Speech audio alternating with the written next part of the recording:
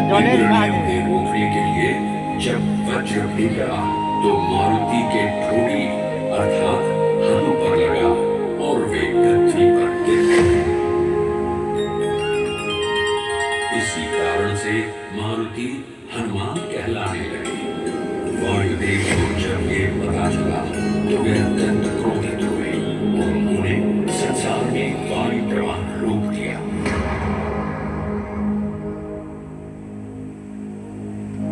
इससे पूरी सृष्टि संकट में आ गई।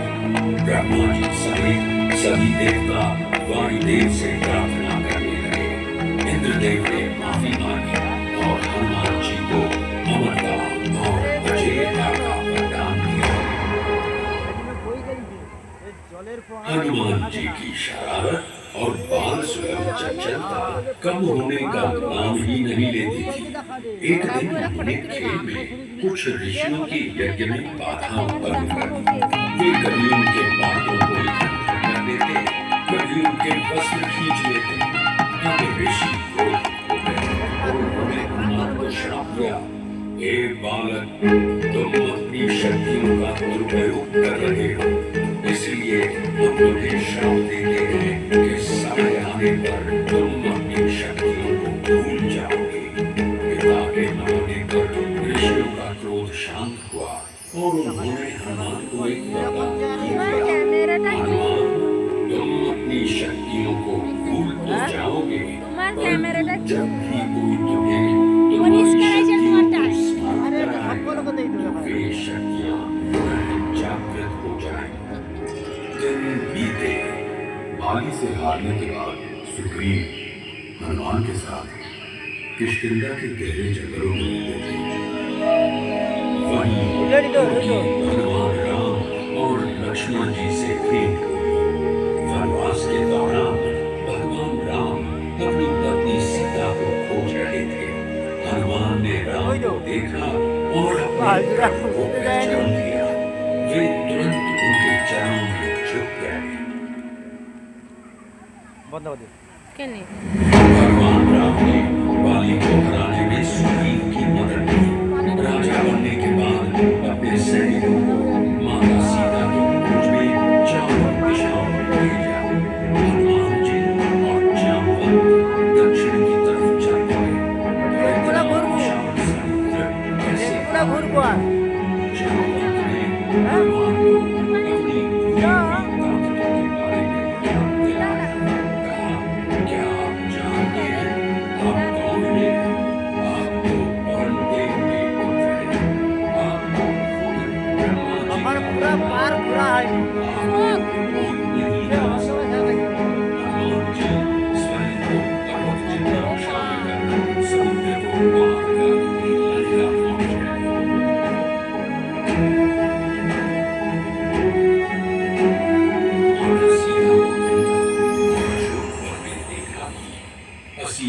दुख और पीड़ा से भरी सीता माता एक वृक्ष के नीचे विराजमान थी।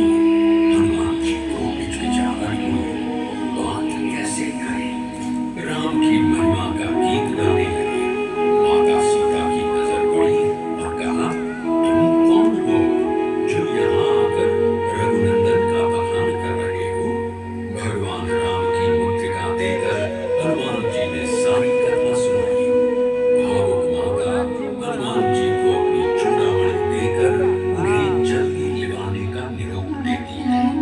हनुमान जी आशीष पाकर चलने लगते हैं कि मन में उद्दंड ख्याल आते हैं। रावण की नगरी को तहस नहस करने लगते हैं, पकड़े जाते हैं और रावण की सभा में पहुंचते हैं। वे विनम्रता और गरिमा के साथ अपना परिचय देते हैं, लेकिन अहंकारी रावण उन्हें बैठने के लिए स्थान देने से भी इनकार कर देते हैं। हनुमान जी रावण और उसकी सभा की ये अवमानना देखकर मुस्कुराते हैं। वे कहते हैं, हे लंका नरेश, मेरा उद्देश्य केवल तुम्हें चेताना है। धर्म का पालन कर माता सीता को श्री राम को लौटा दो। यदि तुमने अहंकार छोड़ा तो तुम्हारा कुल और ये लंका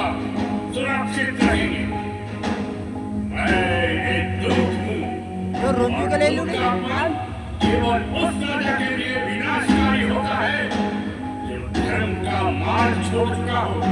लेकिन मुझे किसी अन्य के लिए स्थान की आवश्यकता नहीं। मैं अपना स्थान स्वयं बना सकता हूँ। जय श्री राम। इसके बाद हनुमान जी को अपनी लंबी पूंछ चारों ओर लपेटते हुए एक ऊंचा और भव्य आसन बना लेते हैं।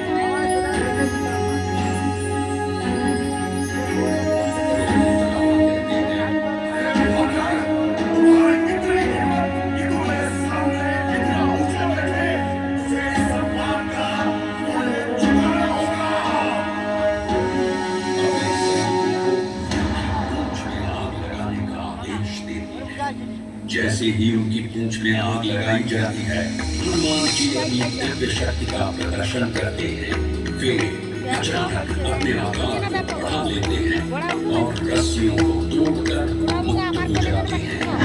इसके बाद हनुमान जी जलती हुई पूंछ के साथ लंका के हर कोने में दौड़ने लगते हैं और आग लगाते हैं। उनकी गति इतनी तेज होती है कि राक्षस उन्हें रोकने में असमर्थ हो जाते हैं। अब युद्ध की बारी थी।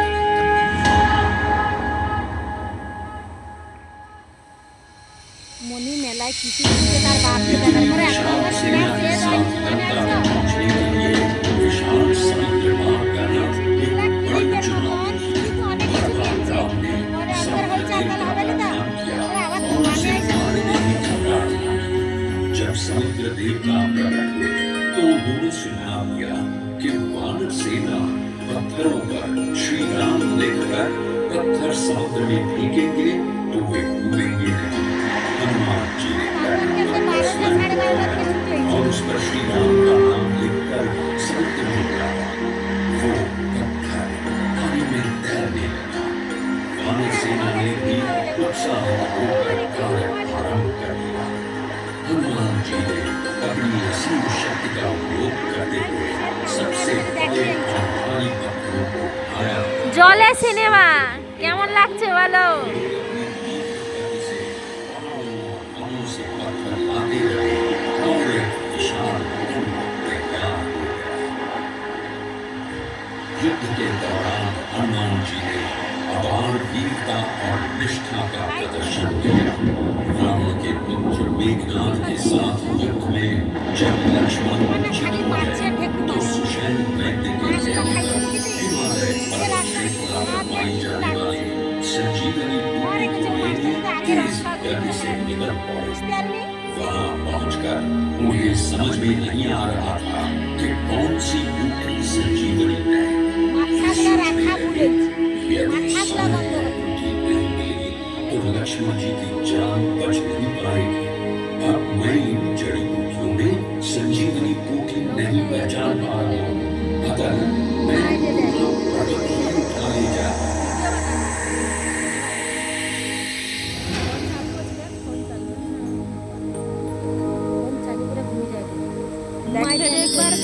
लक्ष्मण को जीवन दान मिला। सुषैण वैद्य ने संजीवनी बूटी से लक्ष्मण जी का उपचार किया और वे ठीक हो गए। युद्ध में जीत हुई। माता सीता से भगवान का मिलाप हुआ। अयोध्या आकर राज्याभिषेक के बाद भगवान ने हनुमान जी को मोती की माला भेंट की।